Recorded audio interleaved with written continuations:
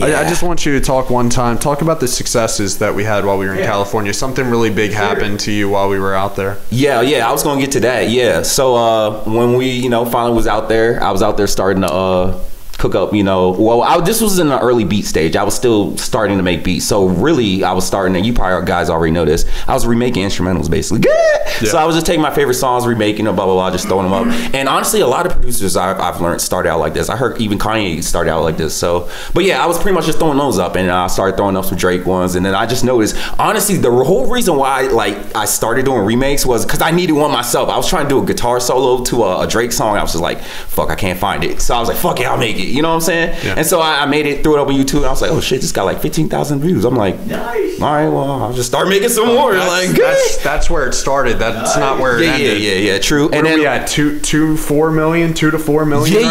And then probably even more than that. Yeah. So it's one beat in particular. Yep. It's Drake's 0 to 100. 0 to 100. Yeah, and I just gotta say this for the record. Everything's free, you know what I'm saying? I don't own these songs, Shout out to Drake or whatever, But yeah, all these are free instrumentals on YouTube. But like the biggest one was the 0 to 100, And so that led to some pretty big people hopping on it. Yeah. And I gotta give a shout out, to Boy Wonder, of course, and the people who made that. I think 1985 helped with that as well. But yeah, I just remade the instrumental and all that. But yeah, once I put that out, I think that's when the song first dropped. So a lot was going on with that song, and I think that's where that kind of caught on to my YouTube. And I think that's when all the traffic started coming to my YouTube because other people started looking for those instrumentals. But basically, that all happened once we got out there. So we were in Cali. At that we were still in a whirlwind, and it was the hottest year. I think maybe not to date. Yeah. But it was the hottest year that we had moved out there, and we didn't have any AC. So there's a bunch of videos of me walking around in straight boxers and shit.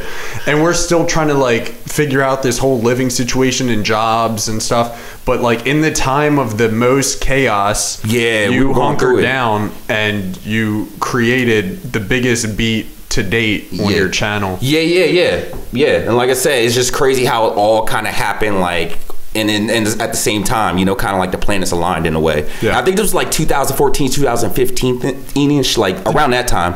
But yeah, did you check the view count? Yeah. I was gonna say right now it's currently at I think it was at 32 million right now or something like that. Kid you not? That thing, I'll say I'll pull it out, to prove it. YouTube channel. Yeah, that's what I was saying. So y'all know I ain't faking. You know what I'm saying? You know what the saying, women lie, men lie, numbers don't, right? But yeah, right. It's 32 million. I don't know if y'all can see on there. I made a video on it. I'll show the other camera. Actually, you can do a screenshot. I'll put a link to the old video because I still got it up on my channel. I made a video about this. Because like you said, a lot of Soulja Boy, Gucci Mane. Yeah, people just started hopping on the freestyle on it. I think Chris Brown too. So that's when my channel started really you could hear the difference between the original and his. I think your snare was just that's what I said in the video. I was like, you can hear my snare is different. Then you can hear my tag in the background. Blah blah. Yeah, but yeah, some people tried to. Oh yeah. This you already know. Yeah, it's right here. It's on the channel. So just go scroll through most popular. And it should be there. You get racks. Yeah. And that's what I'm saying. And that's where I kind of transitioned to make my own beats because obviously these aren't my songs or whatever, you know what I'm saying? So I had to start making my own songs, even though those beats are free. I had to, I was trying to make money, at the time in Cali. I think I got laid off honestly at the time. So honestly needed some money coming in. I was getting the views, but no money obviously. So that's when I started making my own beats, and then I started dropping those on my channel. And I probably, as you guys know, shout out to the day ones. I gotta give y'all guys a shout out. Anybody who's been listening since 2015 or 16, I thank you guys for real. You guys are the reason why I do this. Even before it blew up, and the people that were listening to the Over My Head. And then who that girl? Yeah. All that old. The flow on it. Yeah. That shit's fucked. We haven't talked about that one. In a while. I used to do. I have a Kesha one too. Yes. Yep. I used to do little freestyles and stuff too. But yeah. And then so once 0 to 100 was starting to take off, it was all right. Let's show everybody that knows him for his producer skills and maybe weren't around for. Shine On didn't even come out yet. No, it was out by then. Yeah. But it just people didn't know that, you know. So we started doing covers. Yeah. And then that started to take off. We did some of my favorites are like the Taylor Swift "Shake It Off." Yeah, I did "Shake It Off." Shake It Off. And then after doing a couple of covers, "Lady in Glass Dress," Chris Brown. Then we did a couple Chris Brown ones. Then I had this crazy idea, and I'm pretty sure it was my idea. I'll take credit for it. Thanks, Jimmy. I was like, yo, you're a guitar player. Jimi Hendrix. My dad would always preach. That's my hero. Do more guitar. So I said, let's take these popular songs, and I think some of them you had to remake the instrumental because it's hard to find. Right. And he would just do guitar solos, like guitar freestyles over, and you know, I don't think they did as well, but it got you noticed because I think Roscoe Dash, he reached out or he saw you doing, and shout out the homie Roscoe. Man. Yeah, he's always been supportive. Yeah, for real. And that's when I kind of like, you know, all this was going on. I was like, yo, I should really, you know, it's just leaning me more into I need to take this more serious, to the point where I was like, fuck a job. No, I mean, this is back then, of course. I was like, fuck a job, fucking 9 to 5, blah, blah. This is all I'm doing. You know what I'm saying? Like that fire was really on fire, you know? Around your 20s. Yeah, that's what I'm saying. Exactly. I was really like, probably had been like 21, 22. I do also want to mention, and you can cut this out if you don't like it.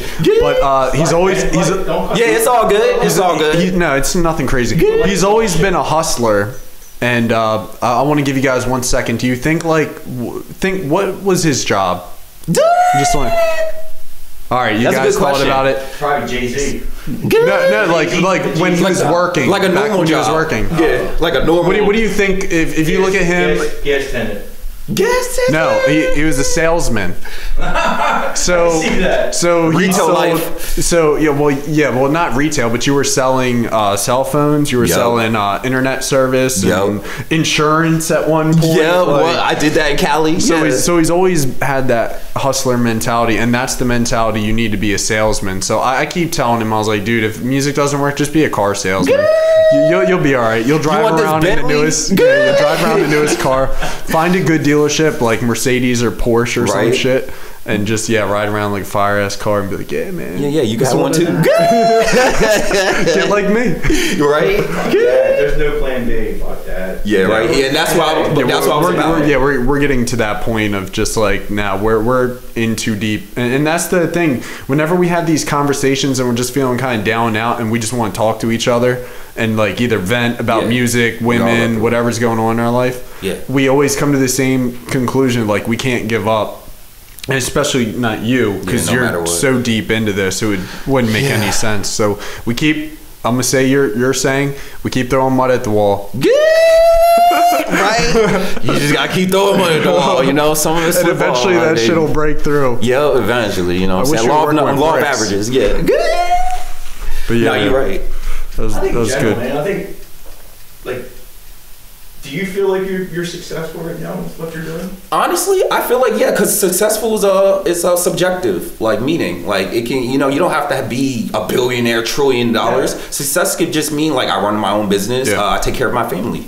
Like that's kind of how I look at it. Like honestly, not to cut you off. No, you good. Just on your YouTube, and I was like, damn, look at all these thousands of views and stuff. That's success, man. Yeah. Some people might look at it that way. Yeah. That's to me. That's being successful. That's the shit. When we were spamming people on Twitter, like we were just wishing for. We always called it the audience. We just wanted the audience, and we have it now. So now's the time. Thank you guys. Now's you got what 50 to 60 some thousand subscribers on YouTube. Guys. Yeah, of course. We have the audience now. We're gonna bring you some hot stuff. We're gonna bring you some new stuff, and just know that, man. Like Kid Jimi's not just a beat maker. Yeah, that part. Brand. Yeah, and that's what I'm trying to bring out. It's a full brand. Yeah, that's what History Begins Now is all about. Because you know, I don't want to make it just about me. Because like I feel like I'm not the only one who has that attitude. Like I want to awaken anybody else that has that fire. You know what I'm saying?